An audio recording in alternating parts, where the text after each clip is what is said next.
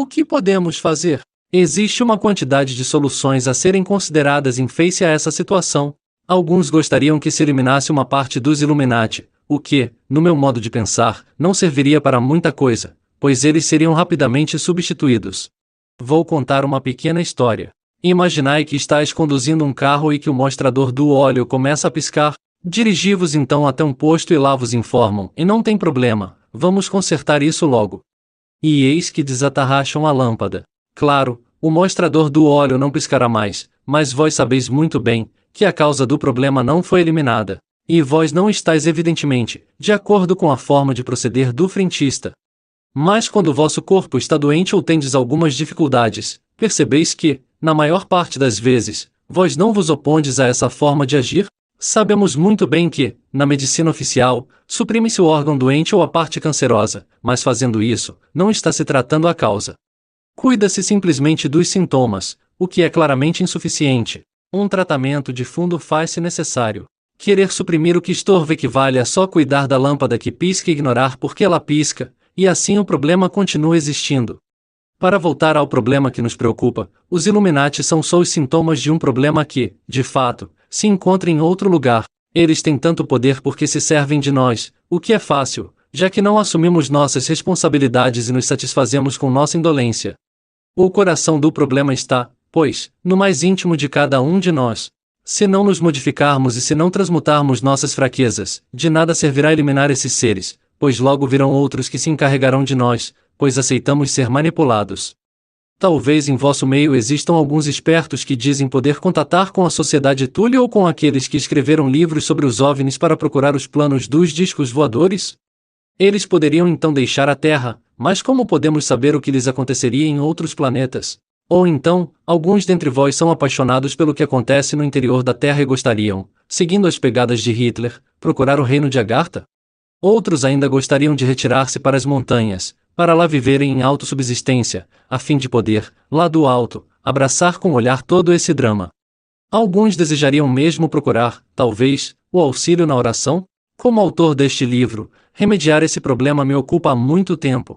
Percorri até hoje os 5 continentes à procura de possíveis soluções, troquei ideias com muitas pessoas sobre todos os domínios da vida no tocante a esse assunto e coloquei-me fortemente em busca de mim mesmo. Minha própria experiência e minhas provas pessoais conduziram-me a esta visão que condensei no último capítulo. Esta visão é profundamente minha e não deve ser tomada por ninguém. Lede estas linhas com olhar crítico, peço-vos, assim como deveríamos fazer constantemente. Se não estiverdes, certamente, de acordo com todas as minhas conclusões, podereis, talvez, reter ao menos algumas que achais serem boas. O que podemos empreender de positivo para retificar o que foi corrompido no passado e para impedir que isso se reproduza no futuro? Para responder a isso, é preciso que façamos a pergunta primordial sobre o sentido da vida. É difícil encontrar um sentido para nossa vida simplesmente na alimentação, na bebida, no sono, no sexo e na posse. Muitos dentre nós já estão bem conscientes disso. É de capital importância estar consciente de que no fim de nossa vida abandonaremos todas as coisas exteriores, incluindo o nosso corpo. Nos aqui chegamos, nos daqui partiremos. Isso significa que mesmo os discos voadores e a energia livre só podem tornar-nos parcialmente felizes, pois as viagens para outra galáxia, se nos for permitido mudar de lugar, serão viáveis, mas não nos permitem entretanto mudar o corpo.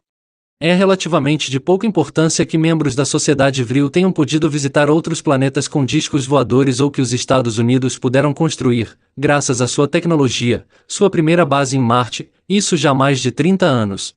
Esses seres humanos estão ligados à matéria, eles estão, assim dizendo, prisioneiros deles mesmos e não podem abandonar a própria pele. Uma tecnologia avançada não tornará mais amável um ser humano que só pensa em destruição, é mesmo até bem o contrário o que pode acontecer.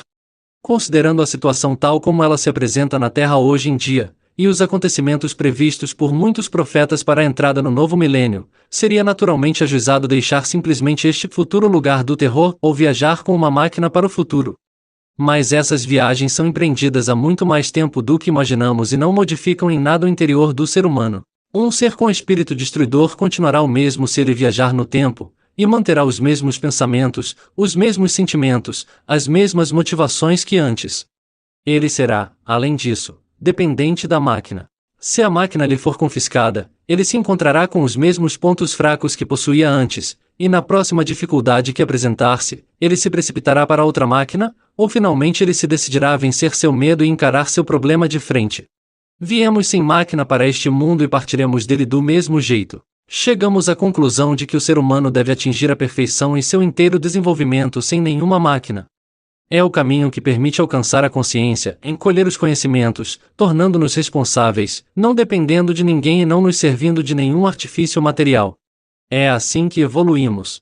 Um sábio exprimiu isso, da seguinte maneira: é preciso ensinar os seres humanos a pescar e não dar-lhes o peixe. Dar a alguém a solução de um problema, mesmo se ela alegrar-se com isso, deixá-la na sua ignorância. Deixando o corpo físico, todo ser humano não levará consigo outra coisa a não ser as experiências e o saber que ele acumulou ao longo da vida, experiências que ficam registradas em seu campo magnético, sua aura. Todo médium ou clarividente que possa ver a aura de uma pessoa ou ao menos interpretar dela as informações, pode nela ler as experiências pelas quais ela passou, o estado de seus sentimentos e de seus pensamentos. O clarividente não vê o carro que uma pessoa dirige, o dinheiro que ela tem ou o número de vezes que ela dormiu com tal pessoa, mas ele vê o que essa pessoa sentiu, o que ela pensou e como ela conseguiu chegar a ser o que ela é. Aquele que lê a aura pode conhecer o estado de espírito da pessoa e suas intenções, ele pode saber se ela coloca seu potencial a serviço de outros ou se ela o guarda para si mesma. Experiências e conhecimentos são as únicas coisas que levamos ao deixar o corpo. Se não temos mais corpo, o que importa ter tido uma grande casa ou belas roupas? O que conta é o que sentimos e os motivos que nos impulsionam a agir como fizemos. Muitos dentre nós já se deram conta disso, mas eles se encontram sempre desamparados em face à vida, porque não estão conscientes de suas leis, de suas causas e de seus efeitos. Imaginemos, por exemplo, que um extraterrestre chegue pela primeira vez a uma das nossas grandes cidades de carro e colida com um veículo no primeiro sinal vermelho. Os sinais vermelhos são para ele apenas como um jogo de luz sem importância no meio dos painéis publicitários. Nova colisão no segundo sinal vermelho, e explicamos a ele sem perda de tempo, o significado dessas luzes indicando com precisão que ele deve parar nos sinais vermelhos, pois é uma regra dos sinais de trânsito. Ele não provocará de agora em diante outros acidentes, pois saberá reconhecer os sinais vermelhos. Antes ele não podia, pois ele o ignorava. Acontece a mesma coisa com aquele que não sabe, mas verifica, por exemplo, que está doente. Tenho dor de cabeça, tomo pois um comprimido, e a dor desaparece. O mesmo acontece com o automobilista e seu mostrador de óleo. O doente não vê a relação que existe entre ele e sua doença, ele elimina simplesmente o sinal transmitido pelo seu corpo ao tomar um comprimido. Aquele que tem uma dor de cabeça passará pelo mesmo processo que o extraterrestre até que se torne atento às leis da vida. De quais leis se trata? Qualquer astrônomo ou físico pode confirmar que vivemos num cosmos, que nós somos uma parte desse cosmos. Ireis objetar em sim, logicamente, qualquer criança sabe isso.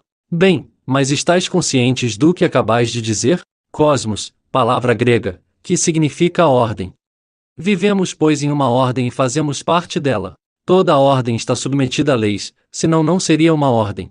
Seria um chaos, palavra grega que significa desordem.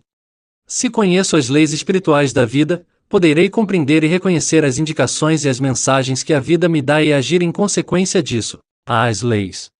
1. A lei de causalidade. Certamente ouvistes falar dessa lei contida em todas as narrativas espirituais de todas as religiões da Terra, em a lei de causa e efeito ou então aquela do provérbio colhemos o que semeamos ou ainda para os materialistas e os ateus quem semeia ventos colhe tempestades. Se semearmos a destruição, colheremos cólera e ódio. Se semearmos trigo, colheremos 100% desse trigo e não cevada. O cuidado e a atenção prestada para com a semeadura demonstrar-se na qualidade da colheita, seja qual for a semente. Voltemos para a parte mais importante, no meu parecer, do nosso assunto. É de capital importância saber-se que o cosmos assim como nosso inconsciente são absolutamente sem preconceitos, a nada é bom ou mal, positivo ou negativo, belo ou feio, de valor ou sem valor. Essas designações somente são válidas para nós mesmos. O que é belo ou positivo para alguns não é obrigatoriamente para outros. Se temos, por exemplo, os agricultores que, em nossa sociedade, pertencem ao nível mais baixo da escala social. Poucos dizem, muitos pensam. Já paramos para pensar de onde obteríamos nossa subsistência, se só existissem os burocratas em nossa terra e nenhum camponês? Tomemos, por exemplo, um condutor de uma Ferrari, que olha com ar de desprezo os operários que trabalham nas equipes noturnas das fábricas. São justamente eles que fabricam as Ferrari e permitem a outros conduzirem-nas. E quanto ao trabalho de limpeza, existem tantas mulheres que não querem rebaixar-se a fazer esse trabalho desagradável em suas casas e que descarregam tudo sobre a empregada. Em que estado estariam nossas casas, se ninguém assumisse um mínimo de limpeza? Quem pode dizer que aquilo com qual alguém se regala não constitui o desgosto para outrem? Uma planta também pode ser considerada como um medicamento para o homeopata ou herborista ou uma erva daninha para o jardineiro e que ele logo trata de arrancá-la. E as aranhas, para muitos de nós, são horríveis, eles as esmagam logo, mas ao mesmo tempo estes queixam-se de serem molestados por moscas. Naturalmente estas não serão mais apanhadas pelas teias das aranhas, pois as aranhas não estarão mais ali para tecer suas teias. Está claro que a apreciação de bom ou mal, de precioso ou sem valor é, pois, a bem dizer, injustificável e é no máximo a expressão da nossa subjetividade. Isso se torna mais evidente quando pensamos na energia. A energia é sem valor. Depende de nós para que ela se torne positiva ou negativa, isto é, que a utilizemos para fins construtivos ou destrutivos. Isto significa que aquilo que desejarmos obteremos, o que é legítimo.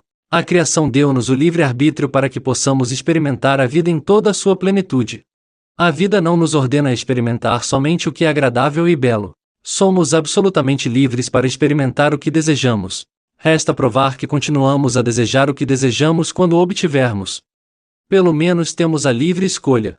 Merlin, pense bem naquilo que pedes, pois isso poderá ser-te concedido, ou Goethe, ele não pode desvencilhar-se dos espíritos que ele mesmo chamou. Um exemplo, entende certo pensamento, e quanto mais o mantendes na cabeça, mais o reforçais. Uma consequência resultará disso, seja qual for esse pensamento, ele realizar-se-á um dia em vossa vida. Explicar-me-ei, vós sentis medo de ser, por exemplo, um dia violentado ou então que a polícia vos prenda quando estiverdes um pouco embriagado. Ou então despertais uma manhã pensando num projeto e dizeis, ora, é claro que isso não vai dar certo. A energia gerada por esse pensamento é uma ordem tanto para vosso inconsciente como para o cosmos, e ela será 100% levada em conta. Podemos comparar o cosmos com um grande computador que funciona segundo leis perfeitas. Vós o programais com vossos pensamentos, a input, e ele imprimirá o que está programado, a output. Vosso inconsciente não sabe o que seja medo, ele não faz diferença entre o que é positivo ou negativo. Vós dais a ele uma energia, uma ordem, e ele trabalhará com aquilo que receber. Recebereis, então, por sua vez, aquilo que receais. Vosso projeto vai malograr. Da mesma forma, se lançardes longamente com muita intensidade um pensamento de violência, sereis violentados. Nunca deveis dizer após um golpe, veja, eu sabia que isso acabaria mal. Sim, vós o sabeis ou mais exatamente, éreis o único a sabê-lo. Segundo o ditado, a cada um segundo a sua crença, sois os autores dos vossos pensamentos e dos vossos sentimentos e sois vós que lhes dais vida. Aquilo que pensais e sentis depende, portanto, somente de vós e se manifestará mais cedo ou mais tarde em vossa vida. A lei de analogia. O que está embaixo é igual ao que está em cima. Hermes Trismegistus, a Hermes, o 3 vezes grande, é o nome grego para o deus egípcio Toto, que redigiu os escritos herméticos, os quais contêm uma doutrina gnóstica do nascimento do mundo e da redenção. Ele foi tido durante um tempo como o maior mago que podia permitir a outros alcançarem um inacessível acesso aos tesouros e aos recipientes, de onde provém a expressão de fechadura hermética. Ele ensinava a lei hermética, o que está embaixo é igual ao que está em cima, e o que está em cima é como o que está embaixo, para realizar as maravilhas de uma única coisa. Alguns conhecem a sentença, sobre a terra como no céu. As mesmas leis regem o macrocosmo assim como também o microcosmo. Um exemplo, o elemento de menor constituição que conhecemos na matéria física é o átomo.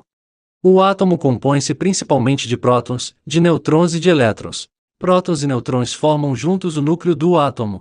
É a velocidade incrivelmente rápida dos elétrons ao redor do núcleo que cria o envoltório. O todo é mantido por uma força eletromagnética. A diferença entre os átomos nasce do número de elétrons e de prótons. Existem 105 elementos fundamentais e cada um deles só existe porque ele oferece um número diferente de elétrons e de prótons. Tomemos o núcleo de um átomo de água e ampliemo-lo para o tamanho de uma bola de gude, seu único elétron será então afastado do núcleo de mais ou menos 400 metros. Isto demonstra que o átomo é constituído quase somente de um vazio e que a matéria em si é muito volátil. Visto por esse ângulo, um bloco de chumbo é constituído quase que de intervalos ao redor dos quais giram as partículas atômicas. Todas as proporções mantidas, as distâncias entre as pequenas partículas sólidas correspondem à distância dos planetas entre si em nosso sistema solar. Assim também os intervalos entre os astros correspondem aos intervalos entre as gamas. Uma fotografia do núcleo do átomo, aqui mede 1 picômetro, corresponde à fotografia da Terra tomada a 1 milhão de quilômetros e da Via Láctea tomada a 10 milhões de anos-luz. O campo magnético humano girando sobre si mesmo tem exatamente o aspecto da nossa galáxia girando sobre si mesma. A Gelvissen, edição N2, 1990, Chaos and Creativity mostra belíssimas fotos dos exemplos acima citados. Assim como o leitor pode verificar, tudo é construído segundo um sistema perfeito que não é forçosamente reconhecível à primeira vista, mas que se torna evidente se o observarmos mais de perto. A própria vida está submetida, assim como o microcosmo e o macrocosmo, a leis perfeitas. Encontramos essas leis por toda parte em nosso sistema solar, nas células do sangue, na eletricidade e no magnetismo. E como a matéria é mantida e determinada por forças eletromagnéticas, nós, os seres humanos, que também somos matéria, estamos submetidos a essas leis, como aquelas, por exemplo, de atração e de repulsão. Em Sixixal aos Chance, ao Destino como Chance, de Thorvald Detlefsen, podemos ler: a lei de analogia, o que está embaixo é igual ao que está em cima, só tem fundamento se estivermos prontos para reconhecer o universo como um cosmos. Essas são as leis que determinam um cosmos, não existe lugar para os acasos. O acaso, como evento imprevisível e não conforme à lei, transformaria todo o cosmos em um caos. Quando construímos um computador, este representa em si um pequeno cosmos. Ele é construído segundo leis, seu funcionamento depende da aplicação dessas leis. Se soldarmos voluntariamente em suas conexões alguns transistores, condensadores ou resistências que não fazem parte do esquema de conexão concebido segundo uma lei precisa, esses elementos representativos do acaso transformariam todo o cosmos em caos, e o computador não funcionaria mais como deve. Acontece a mesma coisa com o nosso mundo, que cessaria de existir ao primeiro acontecimento que surgisse por acaso. Por exemplo, quando deixamos cair uma pedra de certa altura, ela não cai por acaso, mas segundo uma lei.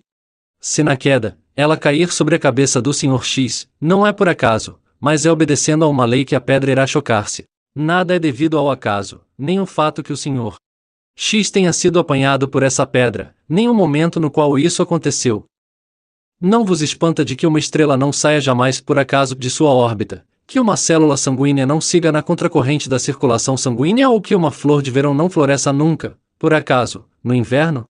Já ouviste falar que um elétron tenha saído por acaso da órbita que ele descreveu ao redor do núcleo do átomo? Toda a matéria é composta de 105 elementos fundamentais, formados, eles também, de nêutrons, de prótons e de elétrons, cujos movimentos são absolutamente perfeitos e rítmicos.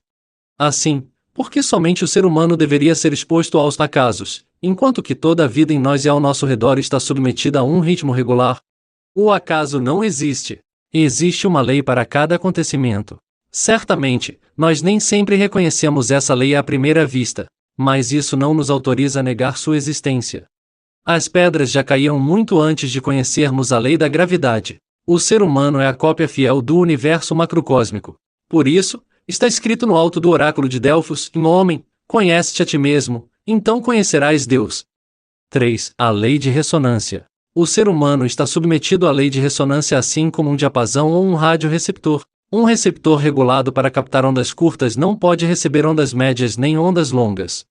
Com o ser humano, é a mesma coisa. Uma pessoa agressiva ou cheia de ódio não é receptível ao amor. Cada um só pode perceber, de todos os aspectos da realidade, somente aqueles com os quais ele está em ressonância. Em cada um só vê o que quer ver. Um exemplo: estáis lendo um livro. 5 anos mais tarde, tornareis a lê-lo e nele descobrireis outras coisas. Por quê? Porque evoluístes. Vosso horizonte, vossa maneira de ver mudaram. Tendes uma maneira de ver diferente agora. Os seres humanos sentem também a aspiração de ser como as pessoas que lhes são semelhantes. Semelhante atrai semelhante. E verificais que se estáis de mau humor ou mesmo contrariado, vosso ambiente irá servir de pretexto para enervar-vos. Tomemos alguém que reclama constantemente de tudo. Ele encontrará sempre motivo para ser contrariado. Ao contrário, a vida une sempre pessoas amáveis a todos os que são felizes de viver e acham as outras pessoas interessantes e belas. Ainda um exemplo: um ser humano que encontra sempre motivo para reclamar, exclamando: aquele lá é um idiota, este aqui é um malogrado, é de desgostar-se de tudo. E que vê tudo negro, ele demonstrar-vos-á isso pelo olhar maldoso e o trejeito de sua boca. Ninguém dirá que ele é amável ou que tem coração. Não é agradável estar em sua companhia, as pessoas recém-chegadas e sensíveis logo se esquivarão. Entretanto, ele assim mesmo encontrará pessoas que pensam como ele, que o reforçarão em suas convicções. Semelhante atrai semelhante. Ao contrário, uma pessoa devotada que sabe ser agradável, onde quer que ela esteja, cria uma boa atmosfera em qualquer lugar que se encontre. Demais, ela sabe sorrir e partilhar do que possui. Terá ao seu redor pessoas alegres, agradáveis e será frequentemente convidada pois ela sabe dar. Semelhante atrai semelhante. Essa frase não comporta nenhum julgamento de valor. Não é nem bem nem mal. O reclamante e o jovial recebem de volta o que eles dão. Isso poderá arrastar-los para bem longe, cada qual por um caminho diferente. A situação do reclamante, preso num círculo infernal, vai piorar, ao contrário, tudo será melhor para o jovial, que continuará a expandir-se. A bondade que impregna seu ser e que não é fingida atrairá para ele seres que se assemelham a ele, que lhe testemunharão essa bondade que ele soube repartir. E se acontecer um dia dele perder o sorriso, seus amigos suavizarão sua dor e lhe comunicarão um pouco dessa alegria que sempre receberam dele. Quanto àquele que reclama, seu futuro não se apresenta com bons prognósticos.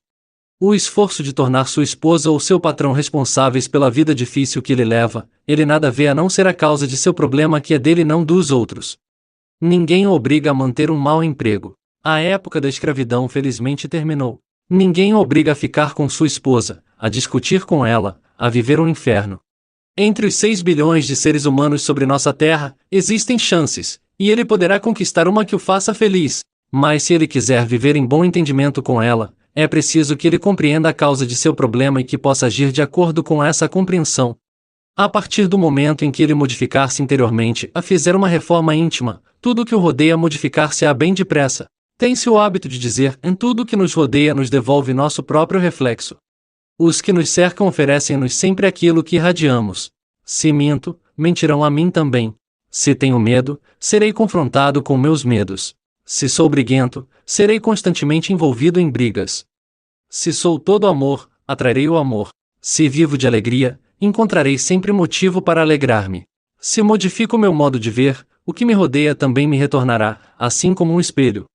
Sede conscientes de que assistir diariamente a filmes de violência ou de horror ou às atualidades, na televisão influencia fortemente nossa vida. Durante milênios, a violência dos nossos atos e a força destruidora dos nossos pensamentos liberaram enormes energias que continuamos a alimentar e que são atraídas também pelas sugestões negativas que fazem parte de nós. Os filmes de violência, por exemplo, fazem parte disso. Não são os grandes atos políticos, mas sim as pequenas faltas de amor na vida diária que são importantes. Da qualidade das nossas leituras, das nossas palavras, de nossos atos depende a qualidade da nossa vida, o que geramos, pois a lei de ressonância funciona de forma irrefutável.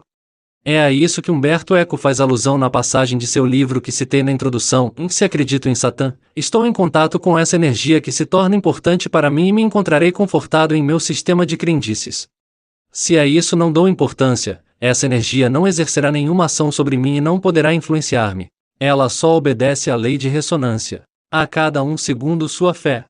É aqui que podemos aplicar a antologia, por fora como por dentro. O corpo é o reflexo da alma. Se a desarmonia reina no mais íntimo de mim, ela será, então, visível também no meu corpo. Se estiver irritado, meu corpo se ressentirá e me mostrará isso pela doença. Se estiver fora de meu eixo, isso se verá exteriormente. Se estiver desalentado, isso se reconhecerá no meu aperto de mão, etc. Todos os seres humanos têm o hábito de acusar o mundo exterior por tudo o que acontece e não deveria acontecer, quer dizer, por tudo o que não lhes convém. Nós aí encontramos todas as gamas de culpados, desde membros da família até o governo, e com pretexto nas circunstâncias atuais, a sociedade, mesmo os Illuminati e Satã, que nós acusamos de todos os males, pois nós os responsabilizamos pelo nosso destino. E alguns escolhem até mesmo acusar a Deus. Essa repartição das faltas não é mais possível a partir do momento que acreditamos nas leis cósmicas e espirituais que acabamos de estudar. Essas leis provam que tudo o que existe e a forma como isso existe é a manifestação das causas que o ser humano provocou, ele mesmo. Pouco importa se isso diz respeito a um estado exterior ou interior, uma doença, um acidente ou a situação da nossa Terra com seus habitantes. Nós é que somos a causa e temos que responder a ela. Muitas pessoas irão retorquir: e mais em que isso me diz respeito? Eu só vivo neste planeta há 30 anos. Outras perguntas também podem ser feitas: por que fui maltratado ou violentado quando era criança? O que fiz para isso? Por que mereci? Uma parte da resposta está contida na pergunta. Vós o merecestes. Foste vós que contribuístes com isso que denominais golpe de sorte, quer dizer, vós é que provocastes um dia essa causa da qual não vos recordais mais. Essa causa pode retroceder à primeira infância, à fase pré-natal ou a uma vida anterior. Não é porque não vos recordais que isso será o caso de não terdes outras vidas. A Terra já era redonda bem antes que nós tivéssemos prova disso. Naquela época já haviam cientistas e especialistas que afirmavam que a Terra era plana e chegavam a punir aqueles cujas opiniões eram divergentes. A dificuldade reside no fato de que a maior parte dos seres humanos não se recorda mais de suas vidas anteriores, nas quais eles realizaram atos dos quais agora sofrem os efeitos. A ignorância, entretanto, não nos coloca ao abrigo das consequências dos nossos atos passados. É tempo de dar-nos conta disso. 4. A lei da reencarnação. Os cristãos entre vós irão dizer que a doutrina da reencarnação não existe no ensinamento da Igreja. Eles têm razão, a doutrina da reencarnação não está mais contida hoje em dia na Bíblia. Dir-vos-ei o porquê. No ano de 553 d.C., o imperador romano Justiniano, notai bem que não eram as eminências eclesiásticas, convocou o segundo sínodo de Constantinopla, onde foi redigido um edital que suprimiu a doutrina da reencarnação, se bem que Jesus atribuiu a essa doutrina uma grande importância. Em seguida a esse decreto, tudo o que fazia alusão a uma preexistência desapareceu da Bíblia, com exceção de algumas indicações apenas reconhecíveis. Foi assim que privaram os primeiros cristãos do mais importante fundamento da religião.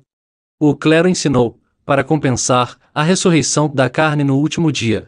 Que bela troca! Peço aos cristãos fiéis à Bíblia para se esforçarem e verificarem por si mesmos o que escrevi a propósito do Concílio de Constantinopla. Se vos aprofundardes nesse assunto, esforçai-vos para examinar também o Concílio de Nicéia em 375 d.C. A verdade será, talvez, dura de ouvir, mas vós aí encontrareis as provas de que o Novo Testamento foi modificado de forma drástica tanto em sua concepção como em relação ao ensinamento original de Jesus. Consideremos mais de perto o assunto da reencarnação. Já verificamos no início deste capítulo, que vivemos na matéria, a qual é, por si mesma, submetida à lei da polaridade, e que o ritmo e a oscilação, que são a base de toda a vida, nascem da mudança constante entre dois polos. Os sábios de Kybalion já sabiam que nada está em repouso, que tudo está em movimento, que tudo é vibração, o que está confirmado pela física moderna. A agulha de um pêndulo que oscila à direita oscilará com a mesma amplitude à esquerda. Encontramos esse ritmo por toda parte e no esperar que sucede inelutavelmente ao esperar. Assim como ao redor da vigília que sucede o sono e que o inverno é seguido pelo verão, que o alvorecer alterna com o pôr do sol, encontramos dois polos na eletricidade e no magnetismo, duas energias nos humanos, feminina e masculina. Assim também, a morte sucede à vida, e a vida sucede à morte. Como podeis ver, esse ritmo está presente por toda parte na vida, mas alguns que têm fé somente na religião e outros que só acreditam na ciência se recusam ao fato de que essas leis possam aplicar-se na vida. Vedes nisso a contradição? Detlefsen o exprime assim. Em todo o tempo denominaram essa mudança rítmica da alma através da vida e da morte de transmigração da alma ou reencarnação. Platão e Goethe o sabiam. Digo que eles o sabiam, não que eles acreditavam, pois trata-se de um conhecimento, não de uma crença. Todos são livres de não acreditarem, mas que se compreenda que a hipótese sem reencarnação toca ao absurdo, pois somente a doutrina da reencarnação está em harmonia com todas as leis do universo. Existem, é espantoso, muitas pessoas que se recordam de suas vidas anteriores, pelo menos, em parte. Sois talvez alguma dessas pessoas? Já não vos encontrastes num lugar o qual reconheceis sem nunca ter lá estado anteriormente? Essa pequena loja na esquina da rua vos lembra. Tal experiência relaciona-se ao saber, vós o sabeis e não tendes, pois, nenhuma necessidade de crer. A vida na matéria está submetida à polaridade. A própria vida está dividida em dois mundos, aquele deste lado e aquele do além. Morremos neste mundo, nascemos no outro, que experimentamos também como sendo real. Morremos no além para renascermos neste mundo. Que aquele que possa desligar-se da subjetividade das aparências compreenda que nascimento e morte, este mundo aqui e o outro, não passam finalmente de dois lados da mesma moeda. Acontece a mesma coisa com o sono quando o corpo da alma abandona o corpo físico.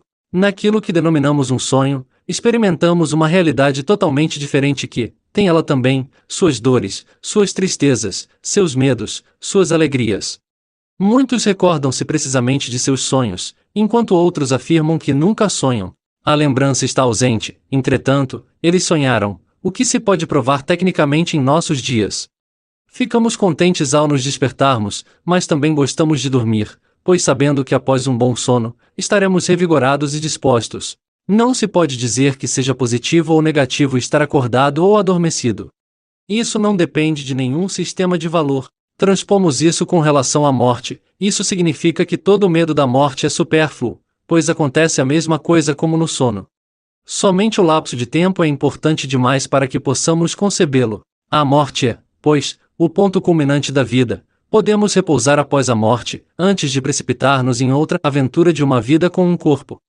Se não tiverdes nenhuma lembrança, perguntai então a uma pessoa que teve uma Near-Death Experience, ANDE, experiência de morte clínica, e deixai que ela fale de sua forma de considerar a morte. Verificareis que mais de 90% das pessoas tiveram uma experiência positiva, agradável, que lhe tirou todo o medo, pois essa experiência pessoal deu-lhes a possibilidade de saber. O desenvolvimento da nossa alma é um longo processo de aprendizado e de realização pelo qual muitos, até mesmo inúmeros corpos serão necessários. Nosso verdadeiro eu não é o corpo físico, é a nossa alma, denominada corpo energético ou corpo de luz, que possui todas as lembranças e que é imperecível. É esse corpo energético, a aura, que o clarividente vê, e de onde ele obtém suas informações. Esse processo de aprendizado visa que façamos a experiência da vida na sua totalidade, é um longo caminho com muitos erros e retificações. As encarnações são comparáveis às classes de uma escola, cada uma com seus deveres, seus problemas, seus testes, suas dificuldades, seus sucessos.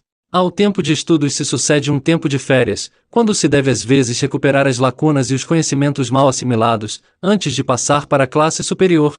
O que aprendemos determinará a classe na qual nos encontraremos. Se nada tivermos aprendido, devemos repetir. Se tivermos assimilado as lições, passaremos para a classe superior, onde nos aguardam novas provas mais difíceis. A vida tem uma paciência infinita conosco, contrariamente à escola. As almas têm sempre sem cessar as possibilidades para aprender o que elas ainda não sabem. Em resposta à questão mencionada acima sobre o porquê do que nos acontece, ao porquê sou aleijado, porquê fui roubado, Detlefsen responde: viver é aprender, independentemente do fato que o aceitemos ou não. A vida, segundo a lei que conhecemos, vigia com uma justiça absoluta para que cada um aprenda exatamente o que ele está mais ou menos pronto para aceitar ou então ao que ele se opõe com força. Ele teria às vezes motivos para duvidar sobre o sentido da vida se não tivesse como base a reencarnação. É evidente que os seres humanos não participam das mesmas vantagens na vida. Não é culpa da sociedade. Mesmo se o analisarmos de um ponto de vista religioso ou ateu, isso é difícil de explicar para qualquer um porque, precisamente, alguém no melhor dos mundos nasceu surdo, paralítico, estropiado ou débil, sem falar-lhe de reencarnação.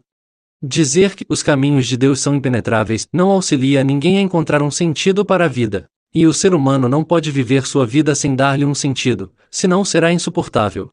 Encontrar um sentido para a vida é uma necessidade fundamental. Somente quando o ser humano está pronto para não querer que esta vida seja única e quando ele reconhece que ela é um elo de uma antiga corrente é que ele aprenderá a alcançar o sentido e a justiça do destino. De fato, o destino de uma vida é o resultado do processo de aprendizado de tudo o que se experimentou até então. 5. A lei de compensação. Para tornar tudo isso ainda mais compreensível, introduzimos dois novos conceitos, os do karma e do dharma. A lei do karma, em sânscrito, o que foi criado, o ato, é a lei de compensação que vela para que o ser humano seja confrontado com o seu problema enquanto ele não o resolveu. Aí, cada pensamento, cada sentimento ou cada ação são imortais e retornam para nós tal qual um bumerangue. O karma exige do ser humano que ele assuma a inteira responsabilidade de seu destino. A maioria, na nossa época, recusam, é evidente.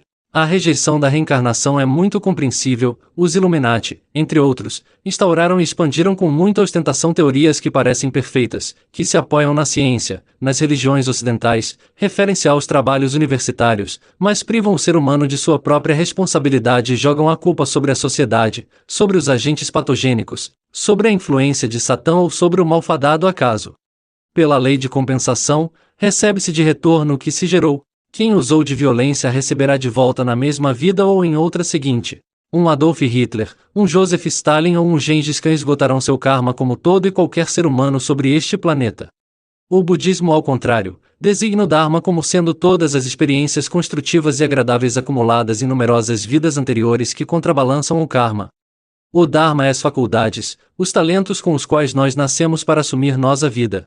O Dharma é sempre um pouco mais importante que o karma, para permitir-nos que acabemos com nossas dívidas kármicas. Um suicídio é, portanto, uma fuga diante da tarefa que escolhemos para realizar nesta vida. Antes de reencarnar, nós encontraremos essa mesma tarefa em outra vida. Ninguém escapará desse processo. Cada um deve assumir as consequências de seus atos, nem mais, nem menos. Aquele que vê a aura, ou o corpo luminoso que envolve o corpo físico, pode ver o karma e o dharma. Ele não vê necessariamente o futuro, mas a vivência atual da pessoa, os atos que ela cometeu, e pode predizer-lhe as consequências que decorrerão se ela não modificar-se em nada. O destino é modificável. Absolutamente. A relação entre karma e dharma é modificada se cometermos atos que caminham em sentido construtivo, com mais amor. Imaginemos um ser humano trabalhando em um campo de concentração numa vida anterior, onde, por ideologia, ele matou deficientes. Esse ato vai condicionar seu karma.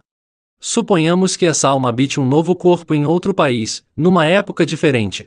Um dia, ele consulta um clarividente, e este vê os atos que ele cometeu em sua última vida e prediz-lhe, pois, um destino pesado, talvez até numa cadeira de rodas. É o que pode acontecer se ele continuar a viver como antes. Mas eis que ele decide conscientemente pagar o que ele cometeu e aceitar trabalhar num lar de deficientes. Essa decisão de passar sua vida fazendo o bem com um amor desinteressado vai auxiliar a si mesmo e auxiliará evidentemente os deficientes. Ou, então, ele decide, conscientemente, modificar fundamentalmente seu modo de pensar e de agir. Seu destino será modificado por suas novas decisões. Segundo a lei de reencarnação, renascemos em múltiplos corpos que são, cada vez, perfeitamente adaptados para permitir-nos ultrapassar as provas específicas que são nosso quinhão. Somos encarnados às vezes entre os negros, os judeus, os cristãos, os satanistas, ou então nas famílias ricas ou pobres, em um corpo seja de mulher, de homem ou de homossexual, às vezes mesmo como assassino, vítima, etc.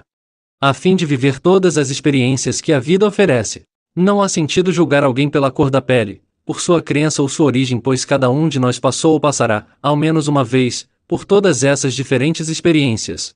Podeis ver que, pela doutrina da reencarnação, julgar, odiar seu próximo ou provocar guerras é absolutamente débil.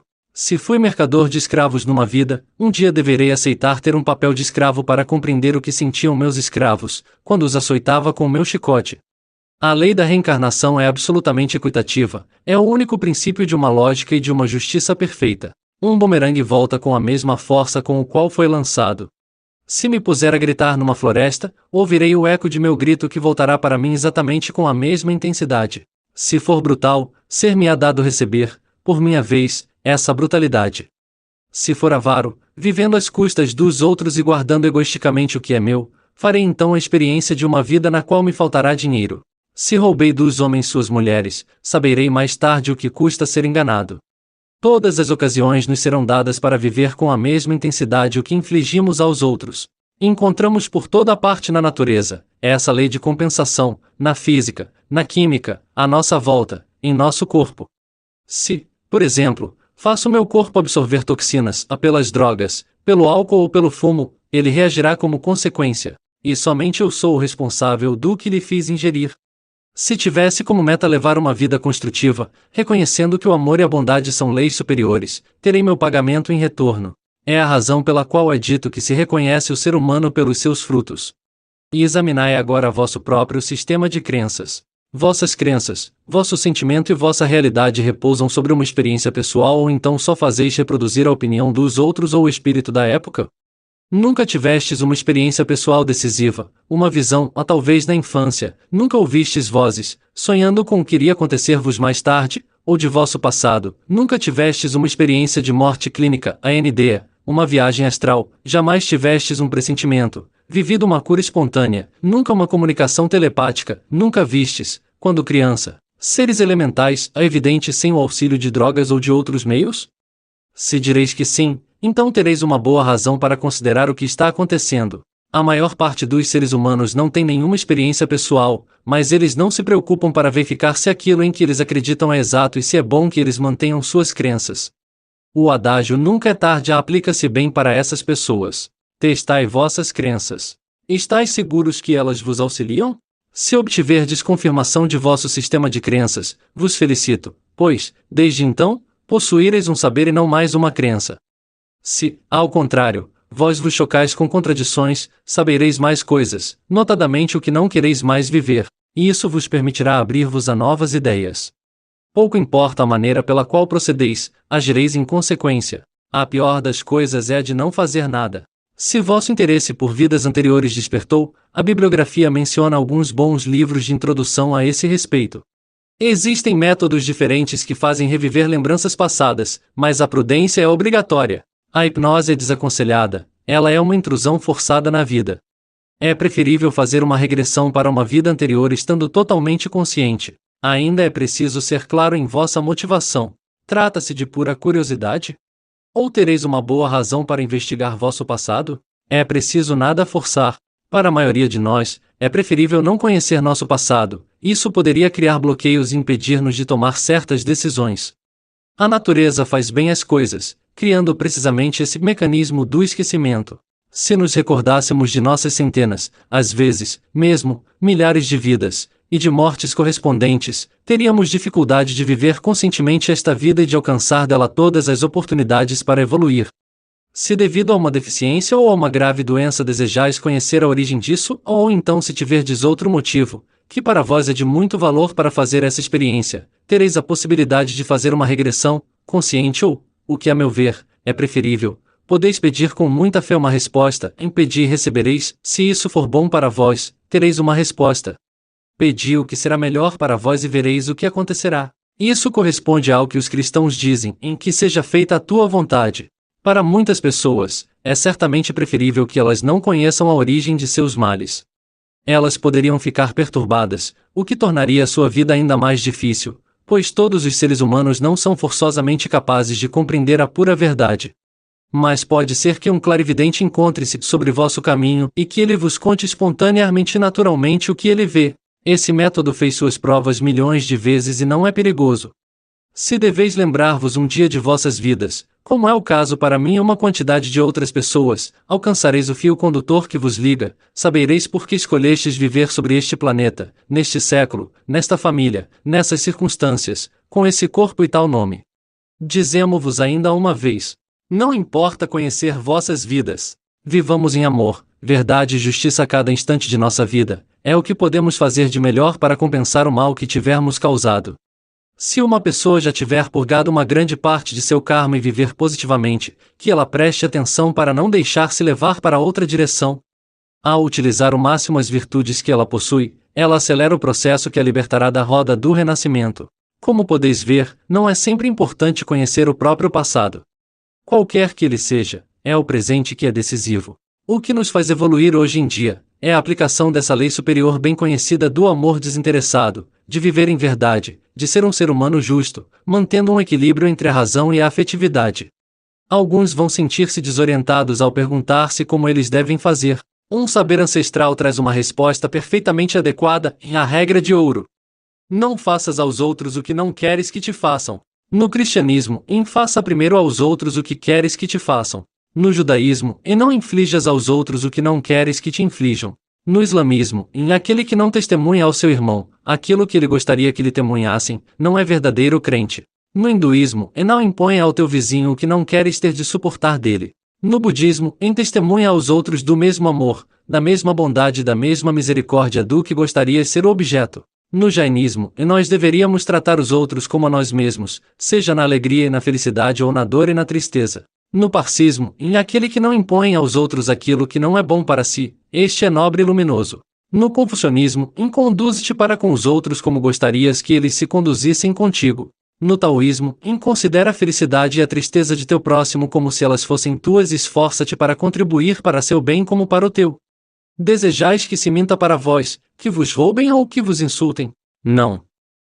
Então não hajais assim com o vosso semelhante. Quantas pequenas mentiras nós pronunciamos diariamente? Sejamos honestos, Reconheçamos a verdade. Dito de outra forma, se vos alegrais quando vos dão um presente, que venham visitar-nos, começai por agir da mesma forma com os outros e vereis que vossa vida se modificará pouco a pouco. Se não tiverdes coragem no início, visualizai a vós mesmos estando a caminho de realizar esses atos. Muitas coisas se modificarão em vossa vida. A visualização criativa pode ser-vos de grande auxílio. Quer sejamos muçulmanos, cristãos, testemunhas de Jeová ou ateus, é possível viver em amor. O amor desinteressado não tem preconceitos, não está preso a uma organização, a uma igreja ou a uma raça. Está ao alcance de todos, e, além de tudo, ele é gratuito. Naturalmente, não é fácil a princípio, estou consciente disso. Mas a maioria se sairá bem ao manifestar esse amor desinteressado ao menos alguns minutos por dia no início. Sabeis bem que o aprendiz se torna mestre. Não se pode medir o amor por meio de instrumentos, sabeis isso muito bem. Não é provável, entretanto não é menos real. Seria absurdo afirmar que o amor não existe porque não podemos prová-lo. Aquele que conhece o amor, sabe que ele existe e não há necessidade de provar. É a mesma coisa para a reencarnação. Seria absurdo negá-la. Em centenas de milhares de seres humanos neste mundo tiveram uma experiência da morte, a NDE, lembranças espontâneas, etc., que são para eles, igualmente provas irrefutáveis. É muito provável que chegaremos um dia a provar cientificamente que a reencarnação existe, mas, nem por isso, ela teria deixado de existir desde o princípio.